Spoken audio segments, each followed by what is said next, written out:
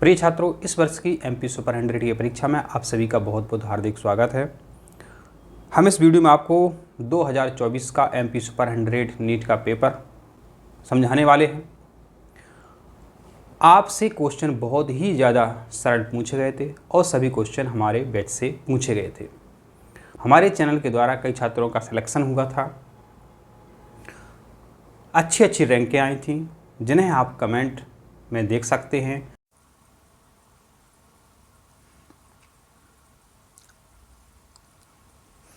प्रिय छात्रों, देखिए यहाँ पर इन्होंने पहला प्रश्न आपसे पूछा था कि शुक्राणु निर्माण के लिए स्क्रोटम का कितना तापमान आवश्यक होता है। तो स्क्रोटम माना होता है मेरे बच्चों वृषण कोश, और वृषण कोश में मेरे बच्चों वृषण बंद रहते हैं जो कि शुक्राणु बनाते हैं। तो शुक्राणु बनाने के लिए कितना तापक्रम आवश्यक होता है, तो मेरे बच्चों शारीरिक तापक्रम से 2 डिग्री सेल्सियस कम तापक्रम की आवश्यकता होती है। इसलिए जो मनुष्य में वृषण कोश होते हैं या वृषण होते हैं वो शरीर से बाहर होते हैं, क्योंकि उन्हें शुक्राणु बनाना है, उन्हें स्पर्म बनाना है। उन्हें क्या बनाना है मेरे बच्चों? स्पर्म बनाना है। आप याद रखें, स्पर्म बहुत जरूरी है, बच्चे जानते नहीं हैं। स्पर्म अंग्रेजी में कहते हैं, शुक्राणु हिंदी में कहते हैं। यह युग्मक होते हैं, इनसे ही आगे चल के मनुष्यों की रचना होती है।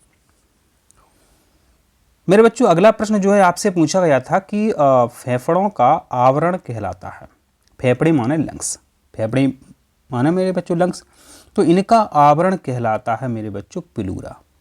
अब जो गांव के छात्र हैं वो जानते हैं आवरण। मेरे बच्चों गांव में यदि किसी चीज़ को अपन कवर करते हैं तो एक चीज़ होती है पाल या कहें तिरपाल। अपने मम्मी पापा से पूछना, तिरपाल, तिरपाल से अपन किसी भी वस्तु को कवर कर देते हैं, ठीक है। पानी से बचाने के लिए, किसी से भी बचाना हो अपन को, तिरपाल बोलते हैं उसको। तो देखिए फेफड़ों का आवरण, फेफड़ों को बचाना, फेफड़ों का जो अपने फेफड़े होते हैं, लंग्स होते हैं, 2 फेफड़े होते हैं मेरे बच्चों, इनके आसपास जो आवरण होता है वो पिलूरा कहलाता है। यह पिलूरा शब्द मेरे बच्चों गांव के पाल से बना है। अब मेरे बच्चों आपसे आगे क्या पूछ सकते हैं मेरे बच्चों, क्या पूछ सकते हैं कि पेरिकार्डियम क्या है। पेरिकार्डियम क्या है? तो हृदय का जो अध्यावरण होता है वो पेरिकार्डियम कहलाता है। पूछेंगे वो तो यही करते रहते हैं, यही करते रहते हैं मेरे बच्चों। तो मेरे बच्चों यदि आपको बहुत अच्छी से सब कुछ समझना है तो मेरे YouTube चैनल को आप सब्सक्राइब जरूर कीजिएगा और बैच को ज्वाइन कीजिएगा। डिस्क्रिप्शन में आपको लिंक मिल जाएगी। मेरे बच्चों फेफड़ों का काम क्या है? श्वसन करना। ये आपको याद रखना है बहुत अच्छे से। श्वसन में क्या होता है वो आप सभी जानते हैं। मेरे बच्चों अब आपसे पूछा गया है कि ओजोन परत के संबंध में गलत कथन की पहचान करें। तो इसका जो आंसर है मेरे बच्चों, पहला आंसर जो है, इसका जो पहला आंसर है मेरे बच्चों वो एकदम करेक्ट है आपका। इसलिए करेक्ट है कि लिखा हुआ कि क्षोभ मंडल में, तो मेरे बच्चों ये क्षोभ मंडल में ओजोन परत होती नहीं है। आपकी मेरे बच्चों जो ओजोन परत होती है मेरे बच्चों, आपकी जो ओजोन लेयर होती है समताप मंडल में होती है, स्ट्रेटोस्फीयर में होती है। यहाँ लिखा है ट्रोपोस्फीयर, तो ट्रोपोस्फीयर में नहीं होती है। कहाँ होती है मेरे बच्चों? ये होती है आपकी स्ट्रेटोस्फीयर में, माने समताप मंडल में। तो पहला आंसर जो गलत हो गया। अगले जो आंसर है वो आपको अच्छे से याद करना है। कैसे याद करना है कि वायुमंडल में आणविक ऑक्सीजन पर यूवी किरणों की क्रिया से ओजोन बनती है। सत्य बात है। और यूवी किरणों से जो है मेरे बच्चों अपन को जो ओजोन परत बचाती है। ओजोन का उत्पादन और क्षरण हमेशा संतुलन में रहता है, ठीक है। ओजोन परत समताप मंडल में माने मेरे बच्चों स्ट्रेटोस्फीयर में पाई जाती है 25 से 35 किलोमीटर की ऊंचाई पर। तो ओजोन परत से मेरे बच्चों हमेशा प्रश्न आता है, ओजोन परत को नुकसान किससे होता है? ये आपको अच्छे से याद रखना है। ओजोन परत को मेरे बच्चों नुकसान होता है CFC से, क्लोरोफ्लोरोकार्बन से। इससे ओजोन परत में मेरे बच्चों छिद्र हो रहा है, जिससे यूवी किरणें मनुष्यों तक पहुंचेंगी और मेरे बच्चों पर क्या होगा? कैंसर होने की संभावना ज़्यादा होती है। तो ऐसे ऐसे सरल प्रश्न मेरे बच्चों आपसे पेपर में पूछे जाते हैं। अगला प्रश्न है कि निम्नलिखित में कौन सी एबीज और स्तनधारियों में मौजूद कपाल तंत्रिकाओं की सही संख्या है। तो एबीज में मेरे बच्चों 12 कपाल तंत्रिकाएं होती हैं और स्तनधारियों में भी 12 कपाल तंत्रिकाएं होती हैं। इसलिए इसका आंसर मेरे बच्चों क्या है? सी आंसर आपका एकदम करेक्ट है। तो इनके नाम याद नहीं करना है, नाम बहुत कठिन है, आपको सिर्फ इतना याद रखना है कि कितनी कितनी कपाल तंत्रिका जो हैं, ऐसे ट्राइजेमिनल है वो भी एक कपाल तंत्रिका है। तो एबीज में और स्तनधारियों में कपाल तंत्रिकाएं होती हैं 12।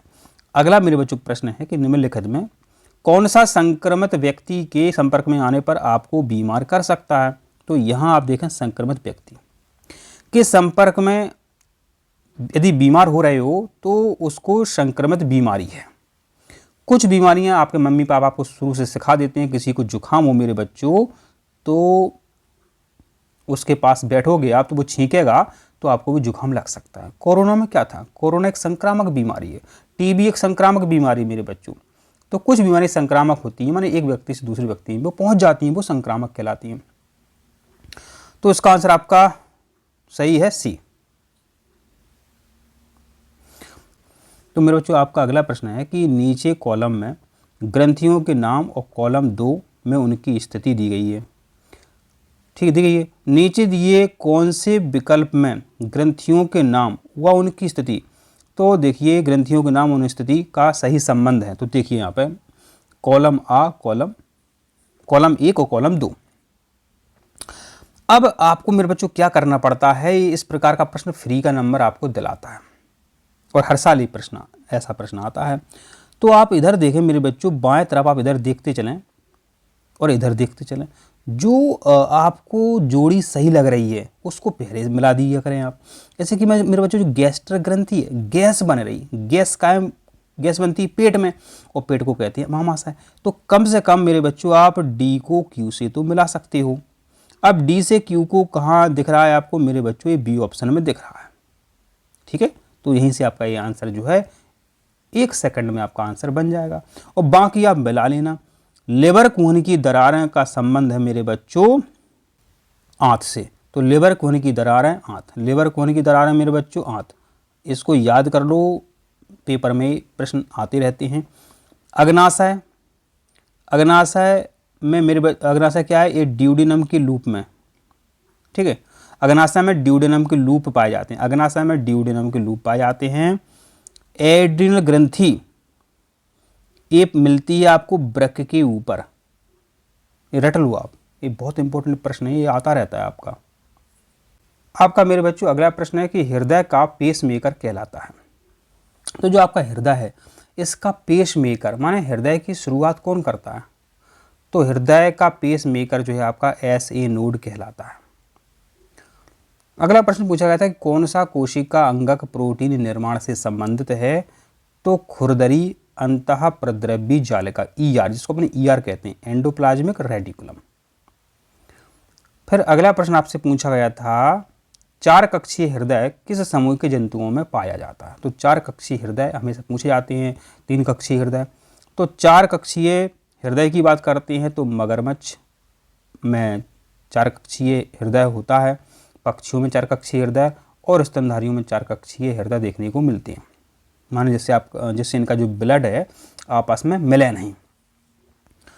तो इसको भी आप अच्छे से याद कर लो, रिपीट होने वाला प्रश्न है और ये हर साल पूछा जाता है आपका कि 4 कक्षीय हृदय किन किन जीवों में मिलते हैं?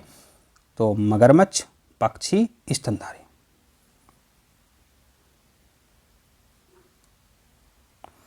अगला प्रश्न है कि हृदय का प्रकुंचन दाब अनुशीतलन दाब से अधिक होता है क्योंकि प्रकुंचन के दौरान हृदय द्वारा रक्त को धमनियों में जबरदस्ती पंप किया जाता है, ना कि अनुशीतलन के दौरान।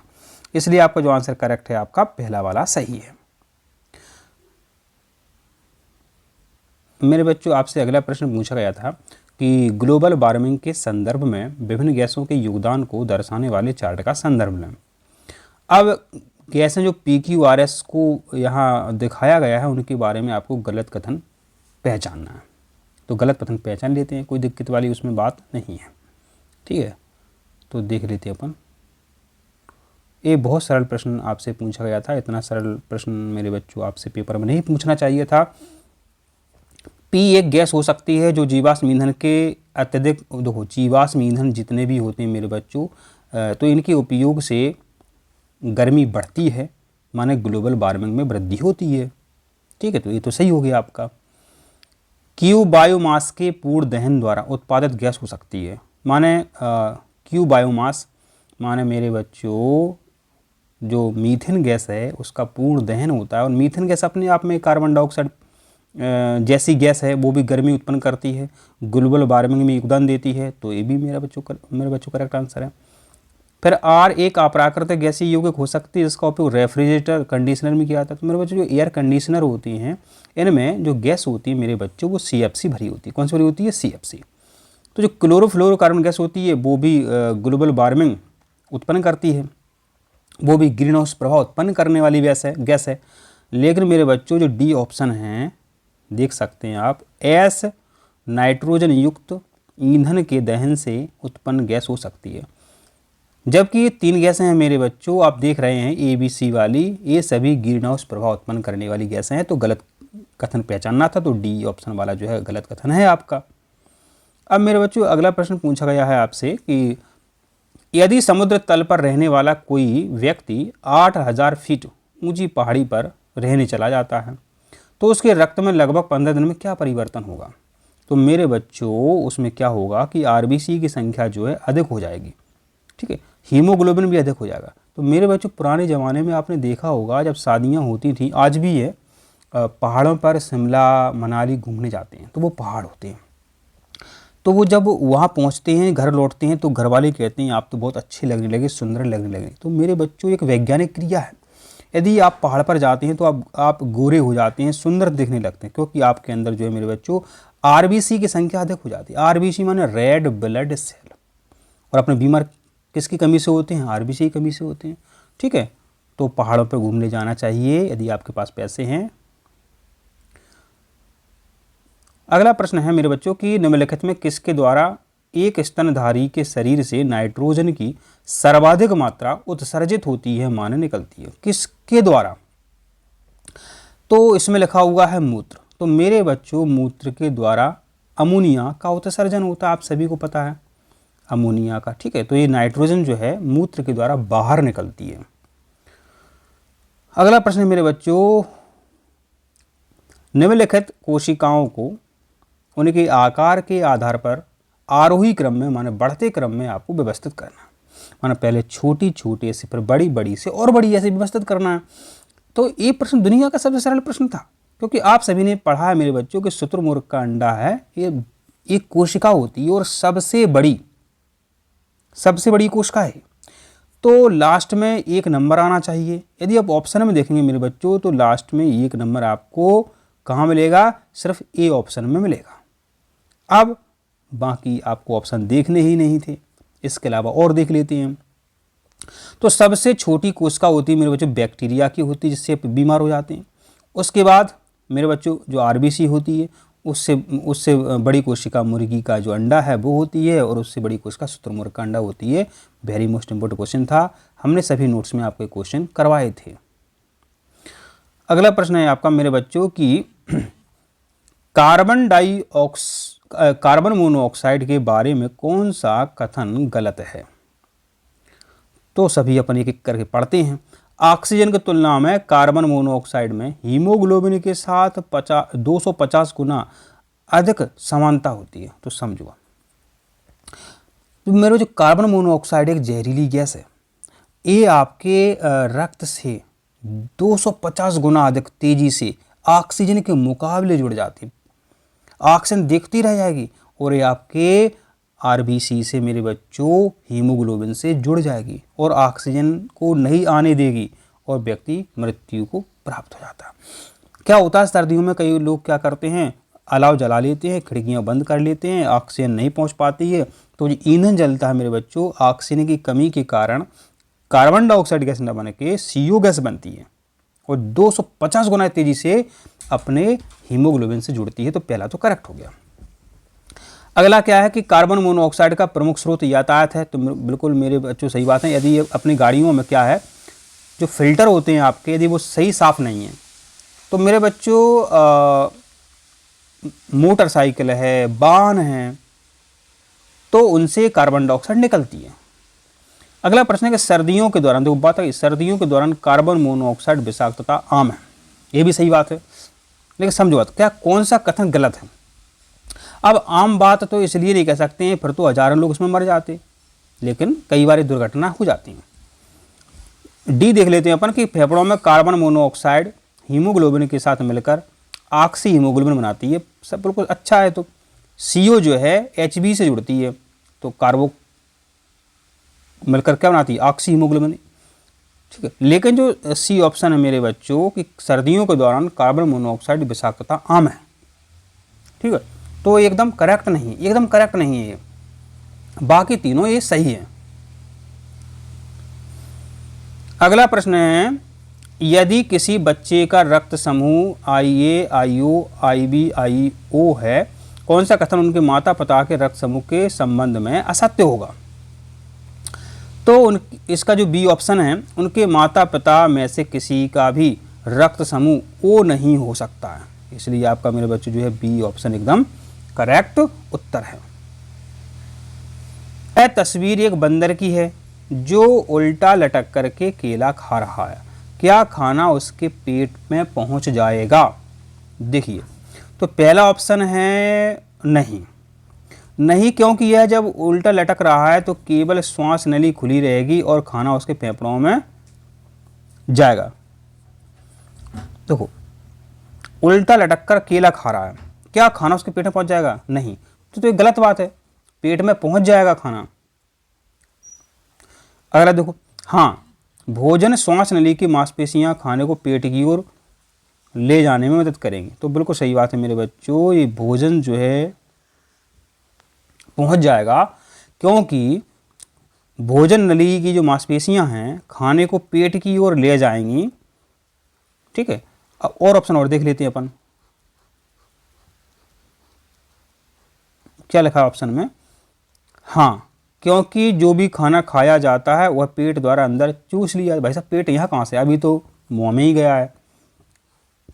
तो माने मेरे बच्चों इसका जो ऑप्शन जो अपना करेक्ट था वो कौन था? बी था। भोजन, बंदर उल्टा लटका हुआ है, भोजन खा रहा है, तो भोजन नली की जो मांसपेशियां होती हैं खाने को पेट की ओर ऊपर की ओर खींच लेती हैं, तो बी ऑप्शन मेरे बच्चों इसका एकदम करेक्ट आंसर था आपका। फिर आपसे पूछा गया था मेरे बच्चों कि दीप्ति ने एक सूक्ष्मदर्शी देखी, एक दीप्ति ने लड़की है, उसने सूक्ष्मदर्शी में देखी गई कोशिका इस प्रकार से देखी।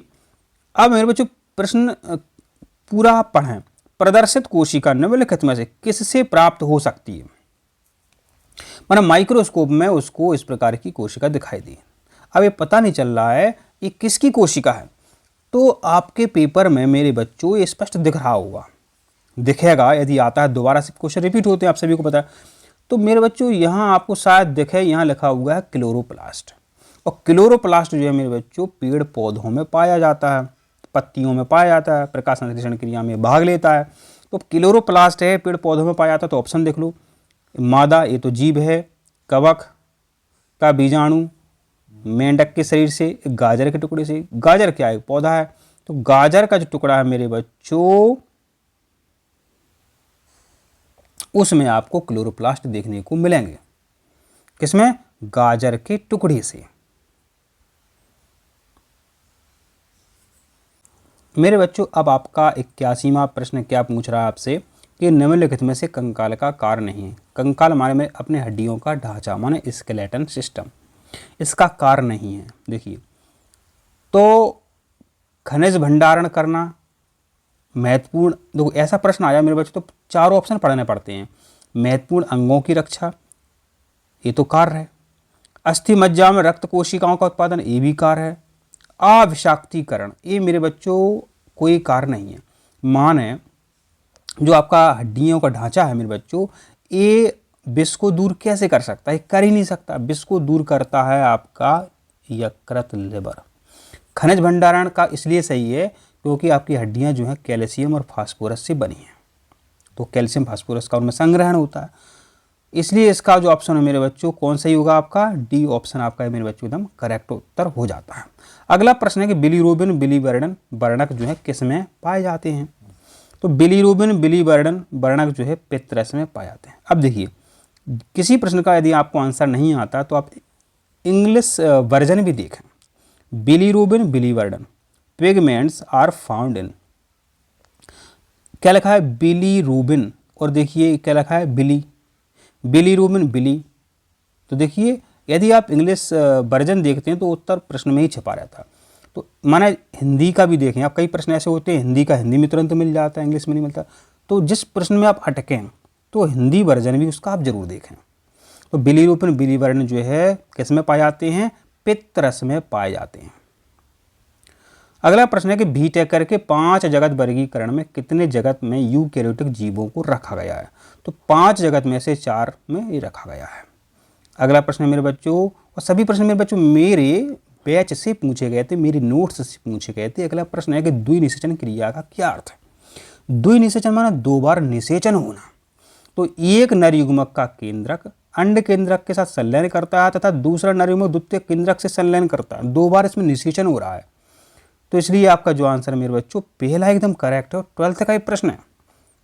तो मेरे बच्चों 10 की किताब से कुछ नहीं होने जाने वाला, कुछ भी नहीं होने जाने वाला मेरे बच्चों। आपको बैच लेना ही पड़ेगा, चाहे आप किसी का बैच लें, गुणवत्ता परखें, आप उसी टीचर का बैच लें। अगला प्रश्न है, यदि आपको एक बार चेचक हो जाए तो आपको चेचक पुनः होने की संभावना कम हो जाती है, क्योंकि देखो जब चेचक के रोगाणु जो है प्रतिरक्षा तंत्र पर पहली बार आक्रमण करते हैं तो प्रतिरक्षा तंत्र रोगाणुओं से इसकी प्रतिक्रिया करता है और स्मरण कोशिकाएं बन जाती हैं। मेरे बच्चे क्या होता है, जब कभी आपको चेचक हुआ तो अपने शरीर के अंदर कुछ स्मृति कोशिकाएं बन जाती हैं, और माने उसको पता, ऐसे कभी घर में सांप आए तो आपको पता है सांप डंडे से मार सकते हैं, तो आपने डंडा रख लिया। कभी दोबारा सांप आएगा तो आप डंडा उठा करके उसको मार दोगे। अलग अलग जीव के लिए अलग अलग तरीके से आप उसको निपटा सकते हो, मार सकते हो। इसी प्रकार अपना शरीर होता है। तो चेचक कभी हुआ और चेचक को मारने की उसने दवाई खोज ली, लठ खोज ली उसके लिए, आपको दोबारा कभी चेचक होगा तो वही जो स्मरण कोशिकाएं जो स्मृति में हैं वो याद है, क्या याद है, इसको कैसे इन वायरस को, चेचक वायरस को कैसे मारा जाए, तो स्मरण कोशिकाएं बन जाती हैं। इसलिए मेरे बच्चों आपका जो है करेक्ट आंसर कौन सा है, पहला है। अगला प्रश्न है मेरे बच्चों, ऑस्मोसिस किसमें सहायक है। ऑस्मोसिस माने मेरे बच्चों होता है परासरण, ठीक है। तो जो परासरण है कोशिकाओं में जल के वितरण में सहायक है, रक्षक कोशिका की आसुनता में सहायक है, तुषार से प्रतिरोधकता में सहायक है। इसलिए आपका आंसर उपरोक्त सभी सही है। तो परासरण क्रिया क्या है, परासरण किसे कहते हैं, जब उसका आप 2 नंबर का उत्तर अपन याद करते हैं तो सभी उसमें क्वेश्चन मिलते हैं, सभी पॉइंट मिलते हैं आपको। परासरण सहायक है, परासरण किसे कहते हैं, परासरण का महत्व कोशिकाओं से जल के वितरण में, रक्षक कोशिका की आसुनता में, तुषार से प्रतिरोधकता में। 87वां मेरे बच्चों प्रश्न पूछा गया है कि चावल के पानी में कुछ बूंदें आयोडीन विलयन की डाली जाए। चावल का पानी है उसमें आयोडीन की बूंदें अपन मिला रहे हैं तो विलयन का रंग नीला काला हो जाता है। तो विलयन का रंग कैसा हो जाता है, नीला काला हो जाता है। नीला काला हो जाता है तो चावल के पानी में क्या है, ये चावल के पानी मेरे बच्चों स्टार्च है। ये तो प्रैक्टिकल में 8 में 9 में 10 में अपन को सिखाया जाता है। तो ये तो बहुत सरल प्रश्न था आपका। अगला प्रश्न पूछा गया है मेरे बच्चों आपसे कि मांसपेशियों में ऑक्सीजन की कमी प्रायः क्रिकेट खिलाड़ियों के पैरों में जकड़न का कारण बनती है। यह किसके कारण से होता है, यदि आप दौड़ रहे हो तो आपके पैर चलती नहीं, एकदम चिपक से जाती हैं कुछ समय बाद, ऐसा कैसे होता है। और तो इसका उत्तर तो मेरे बच्चों हो गया कि पायरुवेट का लैक्टिक अम्ल में परिवर्तन। इसका आंसर तो ये हो गया पायरुवेट का लैक्टिक अम्ल में परिवर्तन। अब थोड़ा समझो आप, जब आप दौड़ते दौड़ते थक जाएं तो थकने के बाद मेरे बच्चों आपकी इच्छा होती है कि पर रवें, पर रवें में लेट जाए। पर रवें को बोलते हैं अपन लेटना। पर रवें माने पायरुवेट और लेटना माने लैक्टिक अम्ल। तो पायरुवेट जो है लैक्टिक अम्ल में बदल जाता है। ये इंपॉर्टेंट प्रश्न है, हर साल आता है, हर साल आता है, ठीक है, याद कर लो।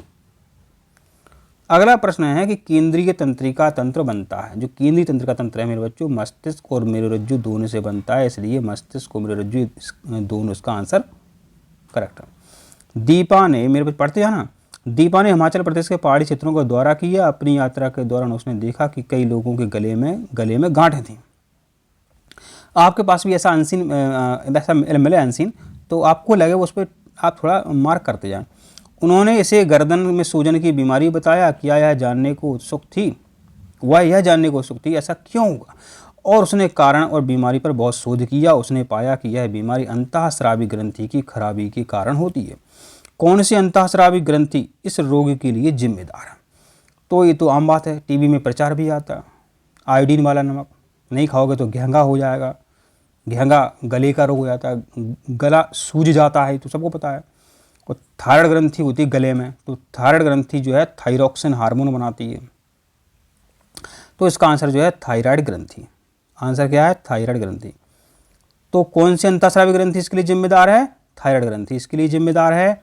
अब 91 नंबर पर क्या पूछा गया मेरे बच्चों कि लोग किस बीमारी से पीड़ित हैं? तो लोग जो हैं घेंगा रोग से पीड़ित हैं। गले की बीमारी को घेंगा कहते हैं, तो टीवी में प्रचार आता ही रहता है।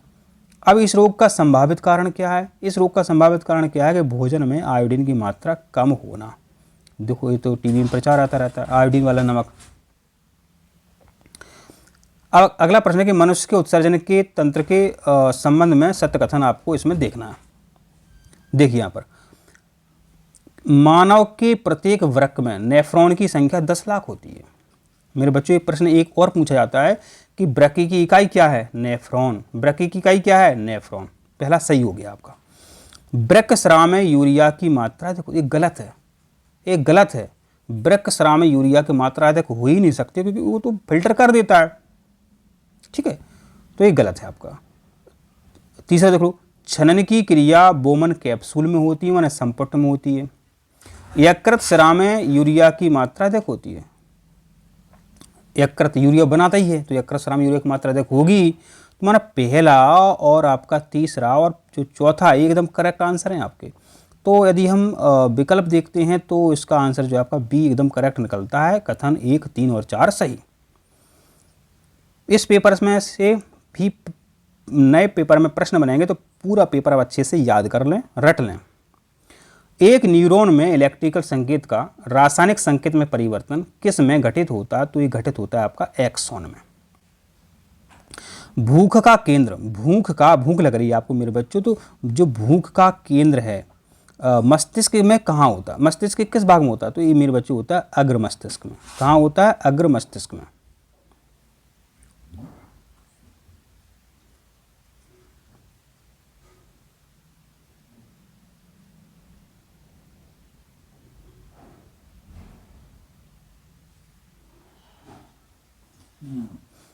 तो मेरे बच्चों इसका आंसर क्या एकदम करेक्ट है? एक्सॉन एकदम करेक्ट आंसर है। अगला प्रश्न है कि जो भूख का केंद्र है मस्तिष्क के किस भाग में होता है? माने जो भूख लगती है मेरे बच्चों, तो मेरे बच्चों इसका आंसर क्या है? एक्सॉन एकदम। तो मेरे बच्चों इसका आंसर क्या है? एकदम करेक्ट उत्तर है आपका एक्सॉन। बहुत इंपॉर्टेंट प्रश्न है। तो मेरे बच्चों अगला प्रश्न है आपका कि भूख का केंद्र मस्तिष्क के किस भाग में होता है? तो भूख का केंद्र मस्तिष्क के मेरे बच्चों अग्रभाग में होता है। अगला प्रश्न मेरे बच्चों कि मटर के एक शुद्ध लंबे पौधे टीटी और शुद्ध बौने पौधे टीटी में संकरण कराया गया। F2 पीढ़ी में शुद्ध लंबे पौधे और बौने पौधे का मेरे बच्चों अनुपात क्या होता है? तो ये जो अनुपात निकलता है वो 3:1 निकलता है। 3 लंबे पौधे, 1 बौने पौधे इसमें बनते हैं। अगला प्रश्न आपसे पूछा गया बहुत सरल कि निम्नलिखित में कौन से समूह में जैव निम्नीकरण, जैव माने जिंदा हैं जी, ठीक है, मनुष्य ने नहीं बनाया, और निम्नीकरण माने सड़ गल करके नष्ट हो जाते हैं। तो ऐसे कौन से पदार्थ हैं? सी ऑप्शन हम देखते हैं कि फलों के छिलके नष्ट हो जाते हैं अपने आप, केक खाते वो और नींबू अपने आप नष्ट हो जाते हैं। तो जैव निम्नीकरण वाले ये पदार्थ हैं। बाकी की बात करें ऐसे एल्यूमिनियम है, प्लास्टिक है, ये अजैव निम्नीकरण है। कौन? प्लास्टिक है, कांच है। अगला प्रश्न अति महत्वपूर्ण था, हमने बताया था पिछले जब वीडियो बैच में आपको बता रहे थे 100% आएगा, वो आया था। एक वयस्क आदमी का सामान्य बीपी है 120/80 mmHg। और मैंने ये भी बताया था पिछले साल जब ये चैप्टर हम आपको बता रहे थे कि सबसे पहले 120 लिखा होगा, वहीं आप कन्फ्यूज होंगे। 120/80 लिखा होगा, 80/120 लिखा होगा, तो 120 पहले लिखा होगा, वही आंसर आपका करेक्ट है। अगला प्रश्न है कि भोजन, प्रकाश तथा स्थान की सबसे अधिक प्रतिस्पर्धा किसमें होती है? जहां एक ही समाज के लोग रहते हों, एक ही क्षेत्र में उगने वाली निकट से संबंधित जातियां, तो उन्हें में आपस में संघर्ष होता है। सही बात है, एक दूसरे को लोग सुहाते ही नहीं है, समझ में नहीं आता है। अगला प्रश्न है कि एक इकोसिस्टम में, एक जो इकोसिस्टम है, जो पारिस्थितिक तंत्र है, उसमें प्राथमिक उत्पादक अधिक होते हैं प्राथमिक उपभोक्ता से। सही बात है। माने इसको ऐसे समझो, पेड़ पौधे हैं और उनको खाने वाले जीव हैं, तो पेड़ पौधे ज़्यादा हैं कि खाने वाले जीव ज़्यादा हैं?